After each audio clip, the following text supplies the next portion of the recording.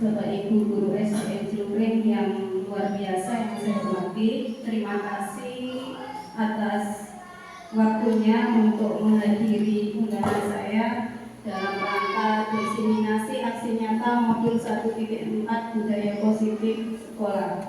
Ini dalam rangka untuk memenuhi tugas PGP bersama saya Sulase PGP Angkatan 11 Kabupaten Lamongan. Bapak Ibu,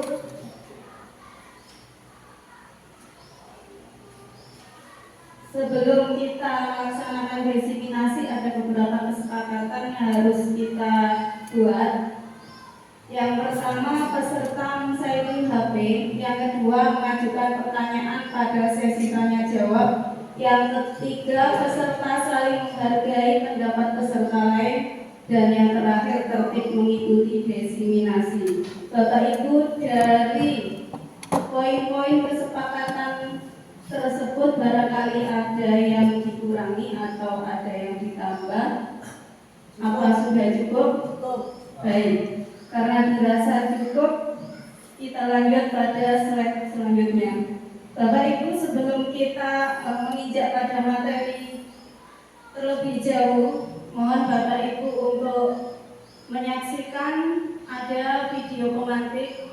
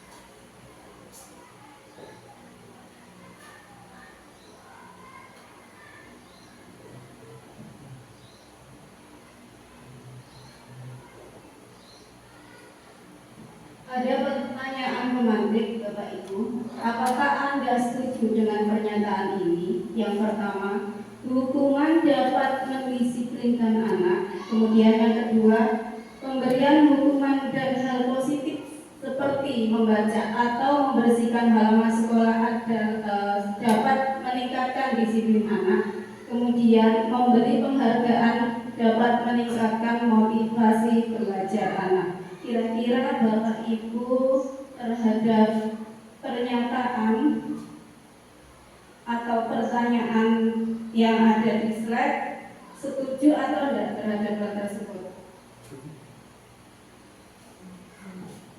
Baik Bapak Ibu, jadi tujuan pembelajaran pada kesempatan hari ini yang pertama adalah guru dapat menghayati pentingnya budaya positif dan penerapannya untuk mempertebal karakter murid dalam mewujudkan profil pelajar Pancasila. Agenda kita yang pertama pembukaan, kedua presentasi konsep, yang ketiga tanya jawab, dan yang terakhir refleksi. Pada modul 1.4 materi yang saya pelajari yaitu yang pertama disiplin positif dan nilai kebajikan universal, yang kedua teori motivasi, hukuman, penghargaan, dan restitusi, kemudian yang ketiga kebutuhan dasar manusia, yang keempat keyakinan kelas, yang kelima posisi kontrol guru, dan yang keenam segitiga restitusi. Nah, ini nanti dari beberapa materi itu nanti akan kita pelajari satu persatu. Yang pertama disiplin positif dan nilai-nilai kebajikan universal. Dalam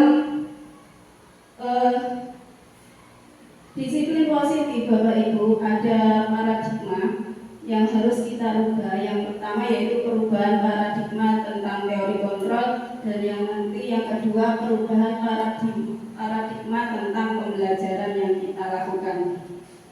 Yang pertama perubahan paradigma teori kontrol ini sudah mendarah daging dari kita sejak dulu tentang ilusi-ilusi kita sebagai guru terhadap siswa. Yang pertama yaitu ilusi guru mengontrol murid, kemudian yang kedua ilusi bahwa kritik dan membuat orang merasa bersalah dapat menguatkan karakter. Kemudian yang ketiga ilusi bahwa semua penguatan positif, efektif, dan bermanfaat, dan ilusi bahwa orang dewasa memiliki hak untuk memaksa anak.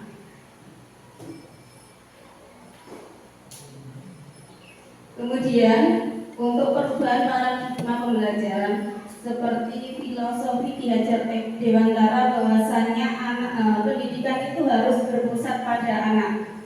Sementara kita tahu bahwa kebutuhan belajar anak itu berbeda-beda. Mengapa kebutuhan anak belajar berbeda-beda? Ya karena beberapa faktor Bapak Ibu. Yang pertama kesiapan belajar anak yang berbeda, yang kedua motivasi belajar anak yang berbeda, kemudian yang ketiga tentang profil belajar anak juga berbeda. Nah, bagaimana kita sebagai guru bisa merangkul semua perbedaan yang itu sehingga anak-anak mendapatkan haknya untuk belajar dengan nyaman. Jadi kita sebagai guru harus bisa melakukan pembelajaran yang berdiferensiasi. Pembelajaran yang berdiferensiasi itu pembelajarannya bagaimana? Pembelajaran dengan menggunakan metode atau strategi-strategi yang dibutuhkan oleh setiap peserta didik. Kemudian, bagaimana seorang bisa berubah dari paradigma stimulus respon kepada pendekatan teori kontrol? Nah, ini ada pendapat dari Stephen R. Covey bahwa beliau mengatakan bahwa bila kita ingin membuat kemajuan perlahan sedikit-sedikit, maka ubahlah sikap atau perilaku Anda. Namun bila kita ingin memperbaiki cara-cara utama kita, maka kita perlu mengubah kerangka acuan kita dan ubahlah bagaimana Anda melihat dunia, bagaimana Anda berpikir tentang manusia, ubahlah paradigma Anda, skema pemahaman, dan penjelasan aspek-aspek tertentu tentang realitas. Jadi itu pendapat dari tokoh Stephen R. Covey, Bapak Ibu, tentang perubahan. Bapak Ibu masih semangat? SDN Culeng? Iya. Bapak Ibu, untuk perubahan paradigma pembelajaran, siapa sesungguhnya yang memiliki kontrol dari stimulus respon? Realitas kebutuhan kita sama, sementara teori kontrol mengatakan bahwa realitas atau kebutuhan kita berbeda. Yang kedua, semua orang melihat yang sama. Teori kontrolnya setiap orang memiliki gambaran berbeda. Yang ketiga, stimulus atau respon yang kita dapat yaitu perilaku harus dilihat sebagai sesuatu kesalahan, sementara teori kontrolnya semua perilaku memiliki tujuan. Orang lain bisa mengontrol saya, sementara teori kontrolnya hanya Anda yang bisa mengontrol diri Anda sendiri. Kemudian respon atau stimulus pemaksaan ada pada saat wujudan gagal. Teori kontrolnya kolaborasi dan konsekuensi menciptakan pilihan-pilihan baru, dan respon atau stimulus model berpikir menang dan kalah, menang atau kalah. Sementara kalau teori kontrolnya metode berpikir menang-menang, artinya semua mendapatkan kesempatan untuk menang, tidak ada yang menang, tidak ada yang kalah. Itu dalam teori pembelajaran seperti halnya yang disampaikan oleh Ki Hajar Dewantara. Kemudian untuk perubahan paradigma stimulus respon teori kontrol, Bapak Ibu, siapa sesungguhnya yang memiliki kontrol stimulus respon? Kita mencoba mengubah orang agar berpandangan sama dengan kita. Sementara teori kontrol, kita berusaha memahami pandangan orang lain tentang dunia.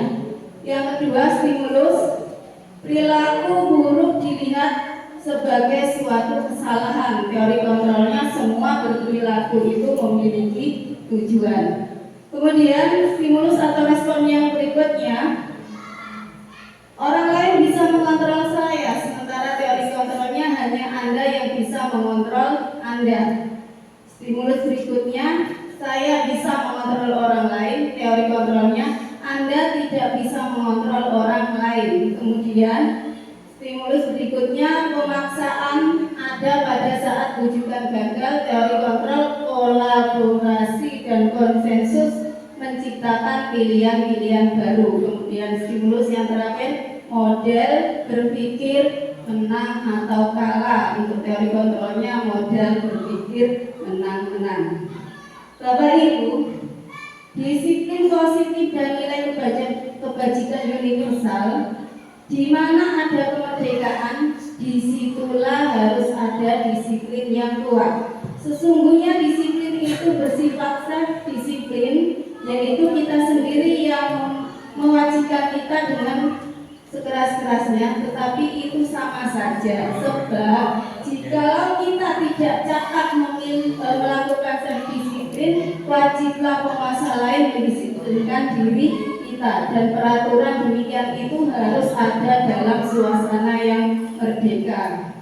Ini pendapat dari Ki Hajar Dewantara tentang pemikiran konsepsi keteladanan sikap merdeka. Bapak Ibu, dari cuplikan tersebut bisa kita maknai bahwasanya disiplin itu pada dasarnya itu harus lahir dari diri kita sendiri. Tetapi jika kita tidak bisa melakukan disiplin, maka penguasa atau orang lain juga tidak diam saja, harus bisa mengkondisikan. Gitu Bapak Ibu ya. Jadi kita sebagai guru yang pertama itu bagaimana kita bisa membiasakan anak-anak itu bisa bersikap disiplin, itu lahir dari dirinya sendiri. Kalau mungkin itu dirasa kurang, berarti kita wajib untuk bisa mempengaruhi anak itu supaya bisa melakukan hal yang disiplin. Kemudian tadi sudah dijelaskan bahwasanya disiplin positif ini tentang teori kontrol, yaitu Anda tidak bisa mengontrol orang lain, hanya Anda yang bisa mengontrol Anda sendiri. Kemudian semua perilaku itu memiliki tujuan. Jadi perilaku yang negatif atau positif tidak bisa dinilai sebuah kesalahan, tetapi semua itu memiliki tujuan. Artinya kita harus bisa mengontrol anak itu mengapa berbuat itu mestinya memiliki tujuan. Kemudian yang berikutnya, model berpikir menang-menang, kolaborasi dan konsekuensi, menciptakan pilihan-pilihan baru. Nah, itu Bapak Ibu dari beberapa teori kontrol. Ini nanti kita bahas pada slide-slide berikutnya. Kemudian, apakah makna disiplin? Nah, disiplin berasal dari bahasa Latin disiplina, yang artinya belajar. Makna asal dari kata ini berkonotasi dengan disiplin diri dari murid-murid Sokrates dan Plato. Disiplin diri membuat orang menggali potensinya menuju sebuah tujuan apa yang dia hargai. Namun dalam budaya kita, makna kata disiplin telah berubah menjadi sesuatu yang dilakukan seseorang pada orang lain untuk mendapatkan kepatuhan. Kecenderungan umum adalah menghubungkan kata disiplin dengan ketidaknyamanan, bukan dengan apa yang kita hargai atau mencapai suatu tujuan yang mulia. Kemudian, disiplin positif itu merupakan pendekatan untuk mendidik murid yang bertujuan membentuk kontrol diri dan meningkatkan kepercayaan diri sehingga mereka bisa berperilaku dengan berpedoman pada nilai-nilai kebajikan universal untuk memiliki motivasi intrinsik. Kemudian nilai kebajikan universal adalah sifat positif manusia, merupakan tujuan mulia yang ingin dicapai setiap individu. Bapak Ibu, untuk nilai-nilai kebajikan universal ini adalah sifat positif manusia yang merupakan tujuan mulia yang ingin dicapai setiap individu.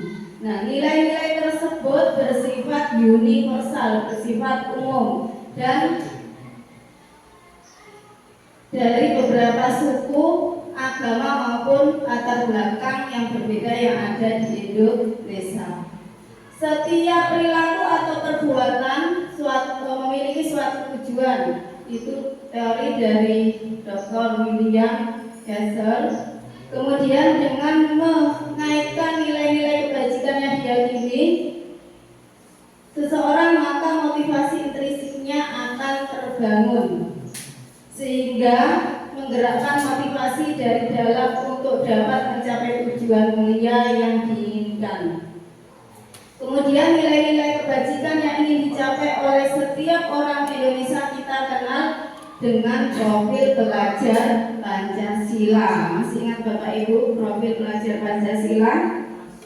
Ya, jadi itulah nilai-nilai kebajikan yang diterapkan pada anak didik kita, yaitu beriman, bertakwa kepada Tuhan Yang Maha Esa dan berakhlak mulia. Kemudian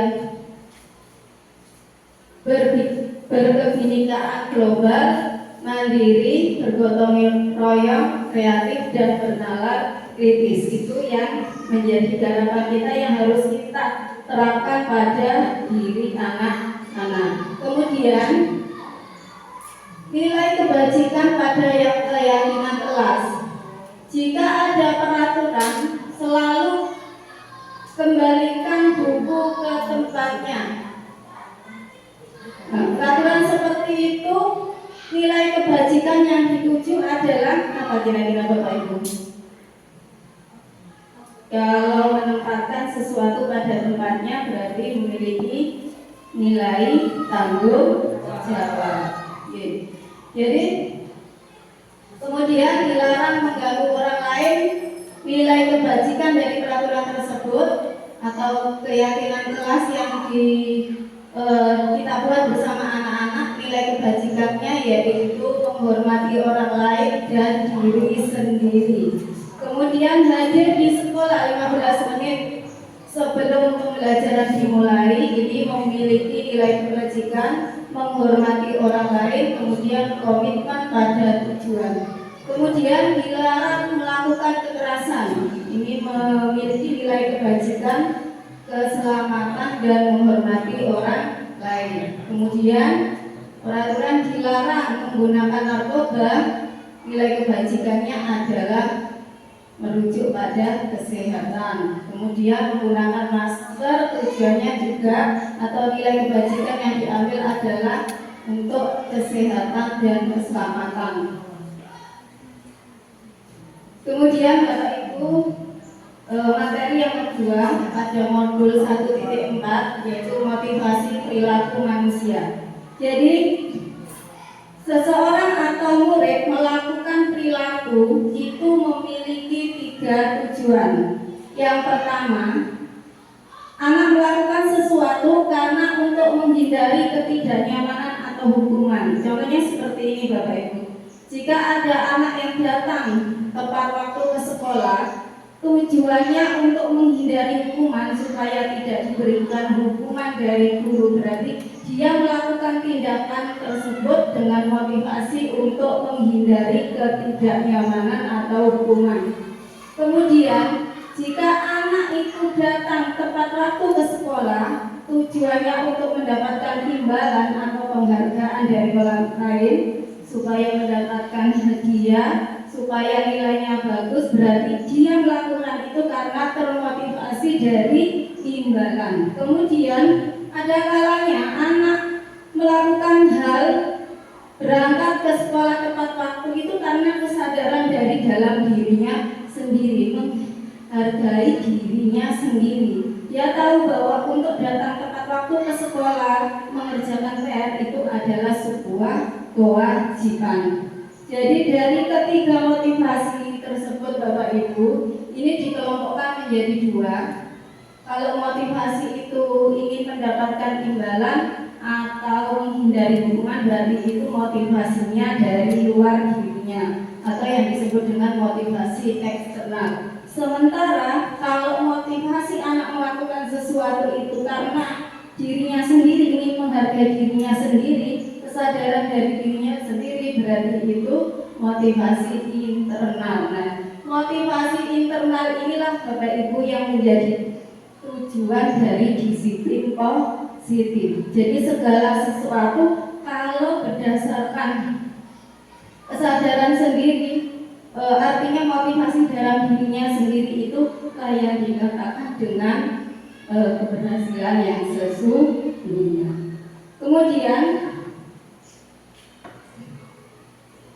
Bapak Ki Hajar Dewantara mengungkapkan bahwa merdeka itu artinya tidak hanya terlepas dari perintah, akan tetapi juga cakap buat memerintah diri sendiri. Ini ada kaitannya dengan 3 motivasi itu Bapak Ibu, bahwasanya merdeka itu tidak hanya terlepas dari perintah, tetapi seorang atau anak juga harus bisa memerintahkan dirinya sendiri. Ini yang berhubungan dengan motivasi internal. Kemudian Bapak Ibu sudah mendengar istilah restitusi. Kalau apa itu namanya hukuman, peraturan sudah sering kita dengar, atau istilah seperti itu tidak asing bagi kita. Sementara untuk restitusi ini saya sendiri juga mendengar istilah ini dari pendidikan guru penggerak Bapak Ibu. Sebelumnya saya juga tidak mengenal apa itu restitusi. Jadi yang dimaksud restitusi ini adalah upaya yang dilakukan guru bersama murid untuk memecahkan masalah secara bersama-sama. Jadi kita bersama murid, jika ada masalah terhadap murid, contohnya tadi datang terlambat, kita mencari solusinya seperti apa. Nah, bukan sekedar hukuman yang kita berikan, tapi kita juga bersama anak-anak untuk berkomitmen atau mencari jalan keluar terhadap masalah yang dihadapi anak-anak. Nah, ini nanti lebih pada anak yang akan bisa memecahkan masalah sendiri, sementara kita guru hanya mengarahkan terhadap anak tersebut. Kemudian 9 ciri-ciri restitusi Bapak Ibu. Yang pertama, bukan untuk menebus kesalahan, namun untuk belajar dari kesalahan. Kemudian yang kedua, memperbaiki hubungan. Yang ketiga, tawaran bukan paksaan. Yang keempat, restitusi menuntun untuk melihat ke dalam diri. Yang kelima, restitusi mencari kebutuhan dasar yang mendasari tindakan. Kemudian yang keenam, restitusi diri adalah cara yang paling baik. Yang ketujuh, restitusi fokus pada karakter bukan tindakan. Yang kedelapan, restitusi fokus pada solusi. Dan yang kesembilan, restitusi mengembangkan murid yang berbuat salah pada mengembalikan murid yang berbuat salah pada kelompoknya. Jika penanganan masalah atau menghadapi masalah kita terhadap murid tidak berdasarkan dari 9 ciri-ciri tersebut, berarti belum bisa dikatakan sebagai restitusi. Kemudian konsep dari disiplin, kita mendisiplinkan anak untuk berbuat sesuatu yang lebih baik, itu bisa dikatakan identitas gagal jika yang pertama karena motivasi hukuman, yang kedua penghargaan. Jadi kedua ini adalah motivasi dari anak-anak untuk berbuat sesuatu berdasarkan faktor dari luar. Kalau misalnya anak-anak bisa tertib, berarti karena dua hal tersebut bukan dari dirinya sendiri, itu dikatakan identitas yang gagal. Kita belum bisa mengarahkan anak untuk menyadari akan disiplin itu dari diri anak-anak sendiri. Kemudian identitas disiplin dikatakan sukses itu jika kita memberikan memecahkan masalah terhadap yang dihadapi anak itu dengan konsekuensi dan restitusi. Konsekuensi merupakan bentuk pengendalian perilaku seorang yang membutuhkan proses stimulus respon. Bapak Ibu bisa membedakan antara konsekuensi dengan hukuman. Kalau hukuman itu seperti apa, konsekuensi seperti apa. Begini Bapak Ibu, jika misalnya ada anak yang melakukan pelanggaran, terlambat masuk sekolah misalnya, sebelumnya itu tidak ada kesepakatan antara anak dan guru. Kalau misalnya terlambat 5 menit di sekolah, konsekuensinya seperti apa? Nah, tiba-tiba guru memberikan hukuman. Misalnya coba sampai anak-anak lari 3 kali mengelilingi lapangan karena datang terlambat. Sebelumnya tidak ada pembahasan, berarti itu dikatakan hukuman. Jadi anak belum tahu apa yang akan dia lakukan atau yang dia dapatkan dari guru setelah melakukan sesuatu yang nilainya negatif, itu disebut dengan hukuman. Sementara konsekuensi berarti anak-anak sebelumnya itu sudah tahu kalau saya terlambat ke sekolah berarti nanti saya akan melakukan ini. Tidak kaget Bapak Ibu, itu berarti konsekuensi. Jadi kita sebagai guru sebaiknya dalam menangani permasalahan dengan siswa itu sebelumnya sudah ada kesepakatan bersama.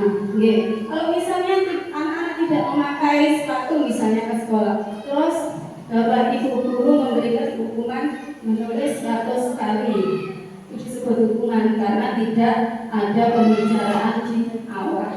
Jadi diusahakan Bapak Ibu ya, sebelum jika kita menghadapi suatu anak dengan permasalahan apapun itu, sebelumnya ada pembicaraan atau kesepakatan bersama. Sementara restitusi Bapak Ibu, kalau restitusi ini proses menciptakan kondisi bagi murid untuk memperbaiki kesalahan mereka sehingga bisa kembali pada kelompoknya dengan karakter yang lebih kuat. Jadi begini, kita kembalikan pada anak telah melakukan pelanggaran, apa yang harus dilakukan ke depannya setelah melakukan pelanggaran ini. Ini yang memberi jawaban adalah anak itu sendiri, itu namanya restitusi. Kemudian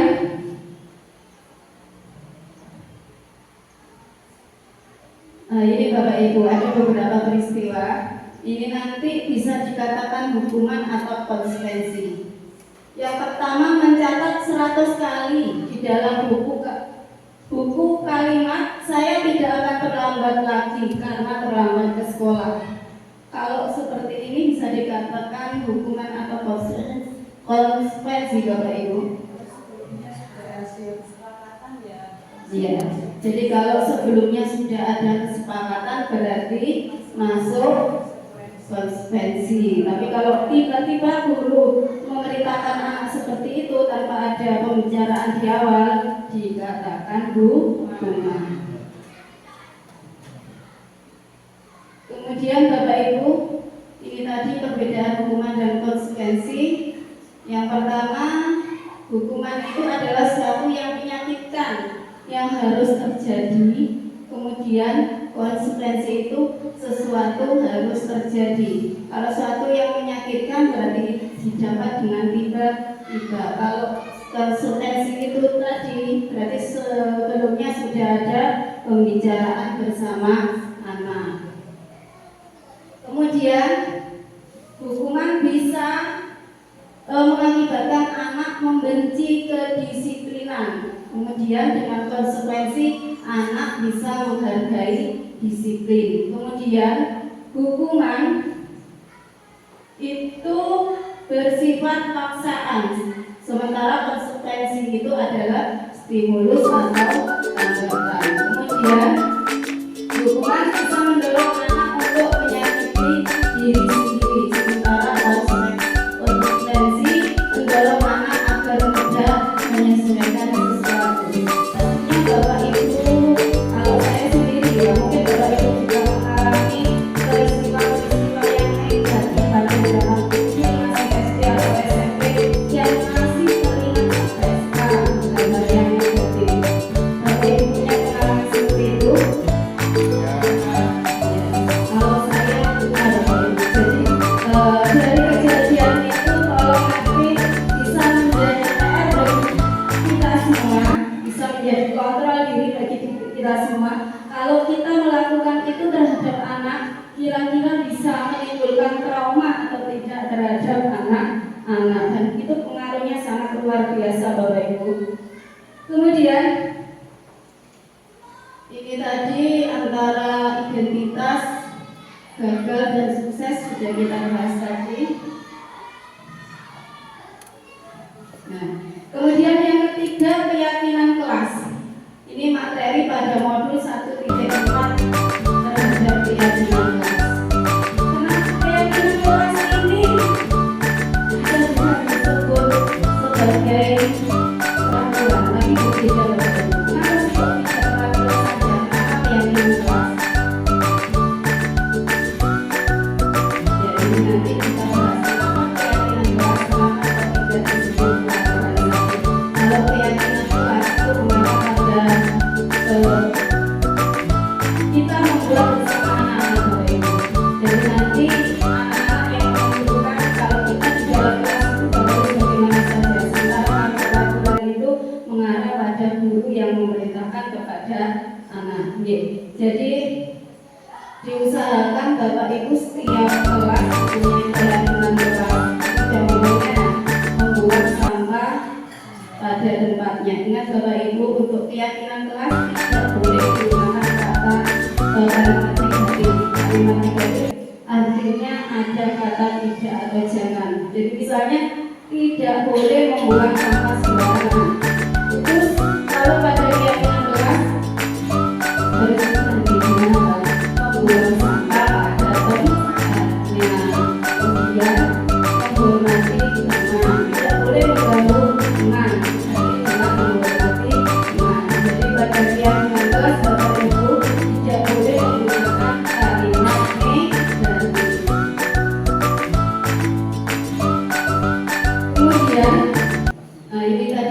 Ibu. Mengapa tidak peraturan saja? Mengapa harus keyakinan kelas? Nah, untuk pertanyaan-pertanyaan seperti ini merujuk pada untuk mendukung motivasi intrinsik anak. Jadi keyakinan kelas itu kita buat kesepakatan bersama anak-anak. Jadi anak-anak nanti yang membuat sendiri. Kita beri semacam kertas post-it Bapak Ibu, kemudian anak-anak kita minta untuk membuat keyakinan kelas, kemudian nanti kita koreksi mana yang dianggap penting, mana yang dianggap tidak, dan jika ada keyakinan kelas yang sifatnya itu sama, ini nanti kita ambil satu saja. Artinya begini anak-anak, Bapak Ibu, setiap anak kita beri kertas, kemudian nanti kita meminta menuliskan tentang keyakinan kelas mereka masing-masing, kemudian ditempel pada dinding, gitu Bapak Ibu ya. Dan itu harus dijalankan oleh anak-anak. Kemudian budaya positif itu mendukung lingkungan yang positif, kemudian keyakinan kelas. Dari keyakinan kelas ini nanti terbentuklah sebuah peraturan. Jadi peraturan itu berasal dari keyakinan kelas. Pembentukan keyakinan kelas. Keyakinan kelas bersifat lebih abstrak daripada peraturan yang lebih rinci dan konkret. Kemudian keyakinan kelas berupa pernyataan universal. Pernyataan keyakinan kelas senantiasa dibuat dalam bentuk yang positif. Keyakinan kelas hendaknya tidak terlalu banyak hingga mudah diingat dan dipahami oleh semua warga kelas. Kemudian keyakinan kelas sebaiknya sesuatu yang dapat diterapkan di lingkungan tersebut. Jadi kita dilarang untuk membuat sesuatu yang tidak mungkin itu bisa diterapkan, itu Bapak Ibu ya. Kemudian semua warga kelas hendaknya ikut berkontribusi dalam pembuatan keyakinan kelas lewat kegiatan jura pendapat. Warga kelas yang dimaksud di sini anak-anak berserta guru. Kemudian bersedia meninjau kembali keyakinan kelas dari waktu ke waktu. Nah, ini Bapak Ibu, selalu kembalikan buku ke tempatnya. Ini berarti tanggung jawab. Kemudian dilarang mengganggu orang lain, menghormati orang lain. Hadir di sekolah 15 menit sebelum pembelajaran dimulai. Ini keyakinan kelas, menghormati orang lain dan berkomitmen. Kemudian yang keempat, Bapak Ibu, kebutuhan dasar manusia. Kebutuhan dasar manusia ini pada dasarnya yang pertama dilakukan karena tujuannya untuk bertahan hidup. Yang kedua, kasih sayang dan rasa diterima. Kemudian yang ketiga, penguasaan. Yang keempat, kebebasan. Yang kelima, kesenangan. Jadi Bapak Ibu, suatu misal ada anak-anak, misalnya si A. Si A ini selalu mengganggu temannya. Nah, mengapa selalu mengganggu temannya? Kita sebagai guru ini hendaknya bisa mencari latar belakang dari si A tersebut. Bisa dikatakan si A melakukan seperti itu karena apa? Ingin dianggap menguasai dengan teman-temannya, atau mungkin juga di rumah itu kurang perhatian sehingga dilimpahkan di sekolah. Jadi semua yang dilakukan pada anak itu pada dasarnya ingin memenuhi kebutuhan dasar dari diri mereka sendiri. Nah, kita sebagai guru Bapak Ibu dituntut untuk bisa mengklasifikasikan atau mengenali ciri dari mengapa anak tersebut melakukan hal-hal seperti itu. Kemudian Bapak Ibu, tadi sudah disebutkan tentang kebutuhan dasar manusia, di antaranya untuk bertahan hidup, kemudian penguasaan, kebebasan, kesenangan, dan mendapatkan kasih sayang. Nah, yang pertama tadi bertahan hidup. Kebutuhan bertahan hidup adalah kebutuhan yang bersifat fisiologis untuk bertahan hidup, misalnya kesehatan, rumah, dan makanan. Kebutuhan biologis sebagai bagian dari proses reproduksi, termasuk kebutuhan untuk tetap bertahan hidup. Ini mengacu pada kita sebagai orang yang dewasa, Bapak Ibu. Kemudian kasih sayang dan rasa diterima. Kebutuhan ini adalah kebutuhan psikologis, meliputi kebutuhan akan hubungan dan koneksi sosial, kebutuhan untuk memberi dan menerima kasih sayang, dan kebutuhan untuk merasa menjadi bagian dari suatu kelompok. Kebutuhan ini juga meliputi keinginan untuk tetap terhubung dengan orang lain seperti teman, keluarga, pasangan hidup, teman kerja, binatang peliharaan, dan kelompok di mana tergabung. Kemudian penguasaan, kita ada maksud bahwa kebutuhan ini berhubungan dengan kekuatan untuk mencapai sesuatu, menjadi kompeten, menjadi terampil, diakui atas prestasi dan keterampilan kita, kemudian didengarkan dan memiliki rasa harga diri. Kemudian kebutuhan yang keempat, kebebasan. Kebutuhan akan kemandirian, otonomi, memiliki pilihan dan mampu mengendalikan arah hidup seseorang. Anak-anak dengan kebutuhan kebebasan yang tinggi menginginkan pilihan mereka, perlu banyak bergerak, suka mencoba-coba, tidak terlalu terpengaruh orang lain, dan senang mencoba hal yang menarik. Kemudian kebutuhan yang kelima, kebutuhan akan kesenangan. Jadi kebutuhan ini untuk mencari kesenangan, misalnya bermain dan tertawa, tujuannya adalah untuk mencari kesenangan diri. Bayangkan hidup tanpa kenikmatan apapun, betapa menyedihkan, Bapak Ibu ya. Jadi ini ada kasus nanti bisa kita telaah. Ini termasuk kebutuhan dasar yang bagaimana? Ibu Ambar, guru wali kelas 2A di SD Pelita Hati, sedang bingung menghadapi ulas salah satu murid di kelasnya, Doni. Beberapa anak di kelas 2A telah datang padanya dan mengeluhkan Doni yang seringkali meminta bekal makan siang mereka dengan paksa. Jika Anda menghadapi situasi seperti Ibu Ambar, apa yang akan Anda lakukan? Menurut Anda kira-kira apa alasan Doni melakukan hal tersebut? Bapak Ibu, ada yang bisa memberikan jawaban? Kira-kira yang dibutuhkan Doni dari 5 dasar kebutuhan hidup tadi dengan melakukan hal tersebut, kebutuhan apa yang ingin dicapai? Jadi kalau kita berada di posisi Ibu Ambar, apa yang harus kita lakukan? Itu Bapak Ibu ya. Jadi intinya di sini kita harus bisa menggali informasi. Mengapa Doni melakukan hal seperti itu? Mungkin karena yang pertama ingin mendapatkan kesenangan dengan mengganggu teman-temannya. Kemudian yang kedua, mungkin juga ingin mendapatkan perhatian. Jadi seperti itu Bapak Ibu. Kemudian yang kelima, posisi kontrol.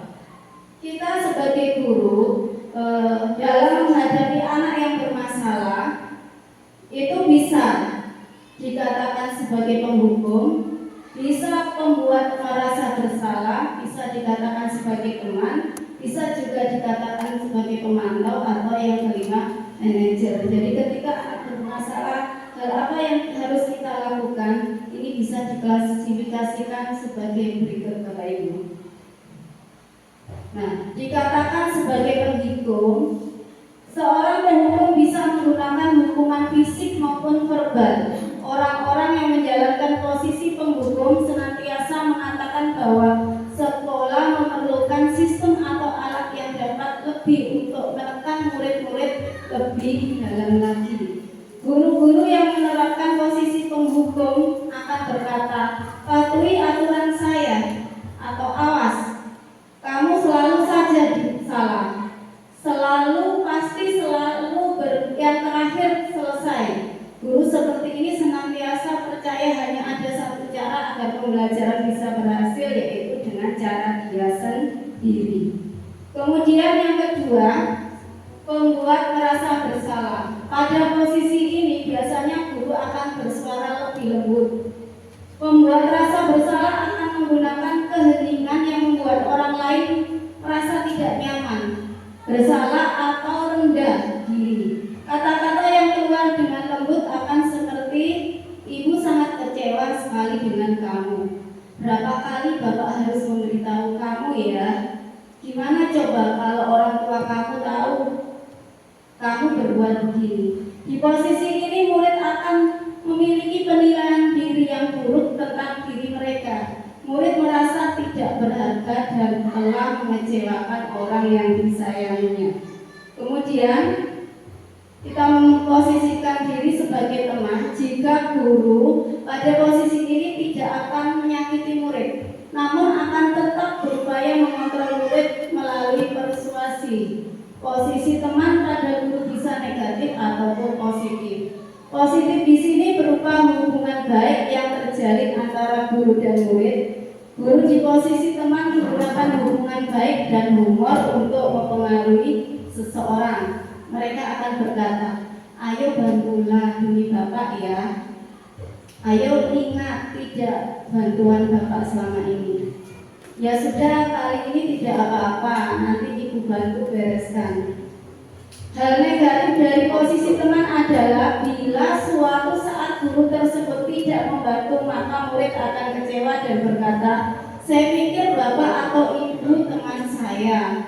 Murid merasa dikecewakan dan tidak mau lagi berusaha. Hal lain yang mungkin timbul adalah murid hanya akan bertindak untuk guru tertentu dan tidak untuk guru lainnya. Murid akan tergantung pada guru tersebut. Jadi posisi ini Bapak Ibu, negatifnya adalah jika seorang guru tersebut posisinya digantikan oleh guru yang lain, misalnya karena ada suatu hal sehingga tidak bisa mengisi kelas, kemudian diisi oleh rekan guru yang lain, nanti anak itu tidak akan bersikap yang sama. Artinya disiplinnya sudah berbeda dia terhadap guru yang lain, karena menganggap bahwa gurunya yang digantikan, yang tidak bisa hadir itu adalah sebagai temannya, gitu Bapak Ibu. Kemudian yang keempat, sebagai pemantau. Memantau berarti mengawasi. Pada saat kita mengawasi, kita bertanggung jawab atas perilaku orang-orang yang kita awasi. Posisi pemantauan berdasarkan pada peraturan-peraturan dan konsekuensi. Dengan menggunakan sanksi atau konsekuensi, kita dapat memisahkan hubungan pribadi kita dengan murid sebagai seseorang dan menjalankan posisi pemantau. Pertanyaan yang diajukan seorang pemantau, peraturannya apa? Apa yang telah kamu lakukan? Sanksi atau konsekuensinya apa? Seorang pemantau sangat mengendalikan penghitungan catatan data yang dapat digunakan sebagai bukti atas perilaku seseorang. Posisi ini akan menggunakan stiker, kemudian slip catatan, daftar cek. Posisi pemantau sendiri berawal dari teori stimulus respon yang menunjukkan tanggung jawab guru dalam mengontrol murid. Kemudian yang kelima, posisi manajer. Posisi terakhir Bapak Ibu, manajer itu adalah posisi di mana guru berbuat sesuatu bersama dengan murid, mempersilahkan murid mempertanggungjawabkan perilakunya, mendukung murid agar dapat menemukan solusi atas permasalahannya sendiri. Di sini penekanannya bukan pada kemampuan membuat konsekuensi, namun dapat berkolaborasi dengan murid bagaimana memperbaiki kesalahan yang ada. Seorang manajer akan berkata, apa yang kita yakini, kembali ke keyakinan kelas yang sudah dibentuk. Kemudian, apakah kamu meyakininya? Jika kamu meyakininya, apakah kamu bersedia memperbaikinya? Jika kamu memperbaiki ini, hal ini menunjukkan apa tentang dirimu? Apa rencana kamu untuk memperbaiki hal ini? Dari 5 posisi kontrol tadi Bapak Ibu, kira-kira Bapak Ibu ini berada pada posisi yang mana? Kalau menghadapi anak yang bermasalah, yang kelima sebagai manajer. Nah, dari posisi kontrol, yang pertama penghukum, kemudian sebagai teman, sampai manajer. Posisi manajer inilah Bapak Ibu yang posisi yang paling baik. Ya, jadi kita bersama anak, kita bisa membimbing anak untuk memecahkan masalahnya sendiri.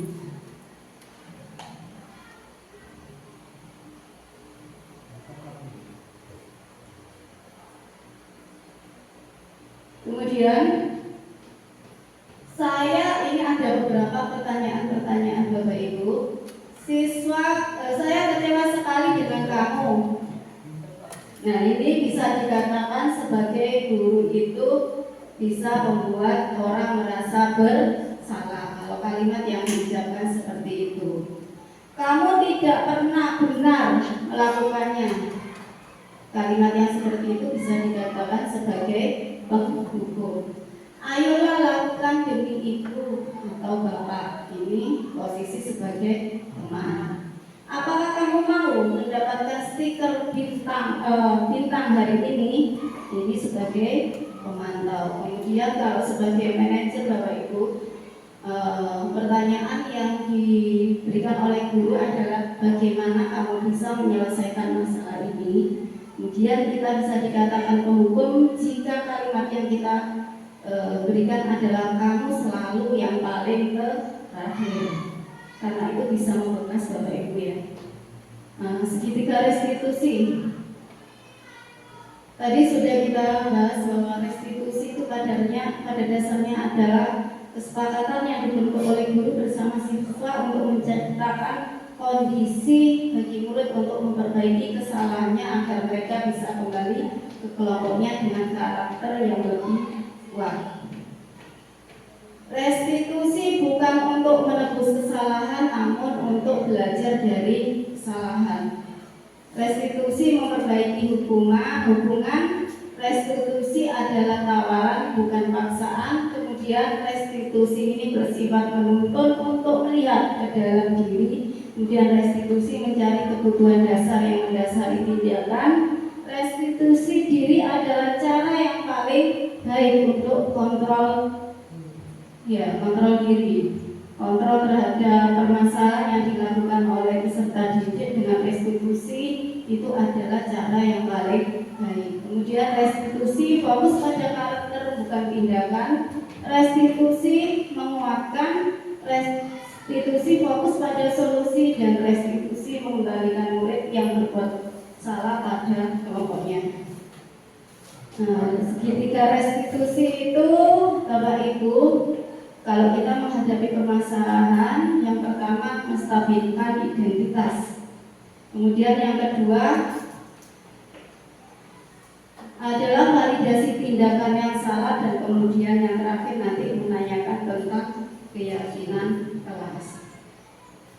Bapak Ibu, untuk membuat anak yang merasa gagal karena berbuat salah menjadi positif terhadap dirinya, ini adalah tindakan dari menstabilkan identitas. Sebagai contoh, guru berkata, berbuat salah itu hal yang manusiawi, tidak ada manusia yang sempurna.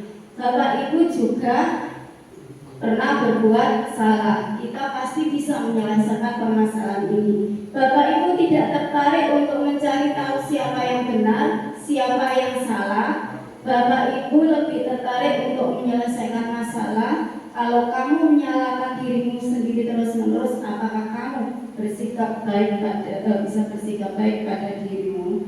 Kemudian untuk validasi kebutuhan ini, validasi tindakan Bapak Ibu ya, membantu siswa menggali basic need atau kebutuhan yang ingin dipenuhinya ketika melakukan kesalahan itu. Pada dasarnya setiap tindakan manusia tujuannya adalah menemukan basic need. Apakah itu power, freedom, love, and desire, maupun yang lainnya Bapak Ibu ya.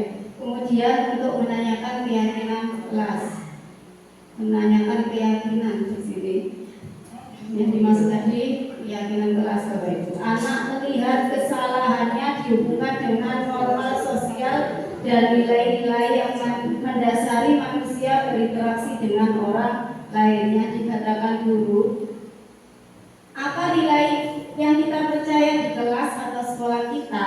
Nilai-nilai universal apa yang telah kita sepakati? Kelas yang ideal itu seperti apa sih? Kamu ingin jadi anak seperti apa? Apa yang kamu rasakan ketika kamu melakukan itu?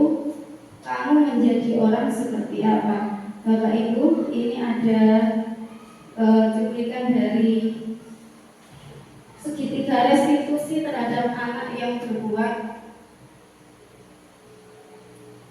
kurang baik.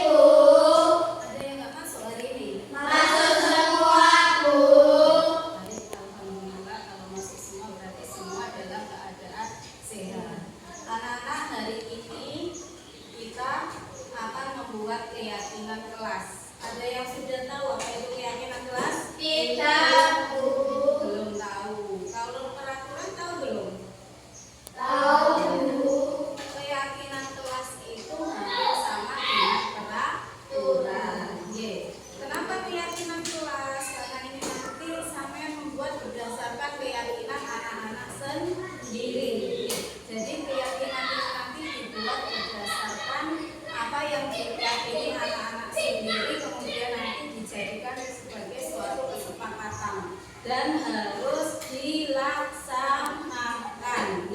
Kalau peraturan ini biasanya kan yang memberikan guru. Nah, kalau keyakinan ini nanti kesepakatan yang dibuat oleh anak-anak sendiri. Nanti ibu akan membagikan post-it, kertas post-it saya bagi satu-satu, kemudian masing-masing anak nanti menuliskan keyakinan kelas satu saja. Setiap anak menuliskan keyakinan kelas 1 dan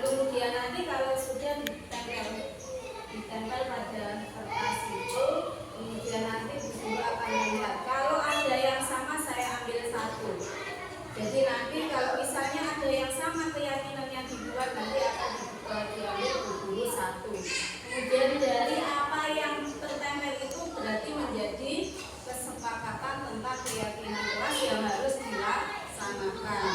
Paham anak-anak? Guru akan membagi kertas post-it ya.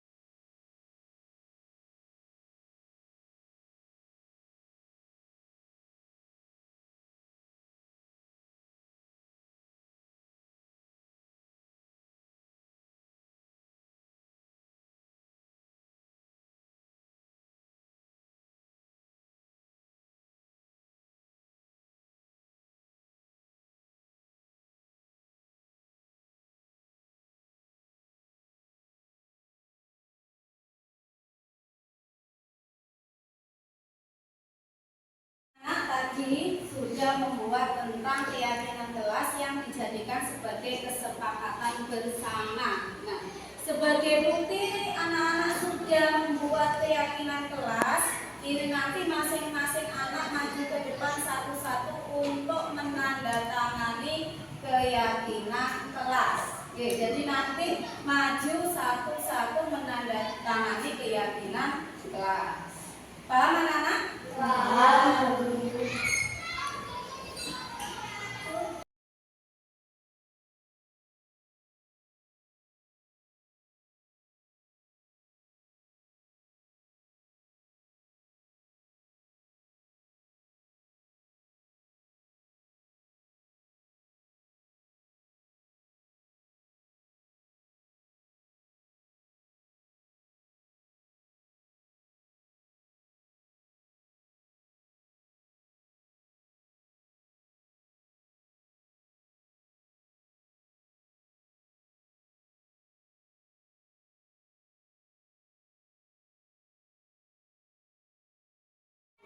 Assalamualaikum warahmatullahi wabarakatuh. Nama saya Safa, kelas 6. Warahmatullahi wabarakatuh. Nama saya Rahim dari kelas 6.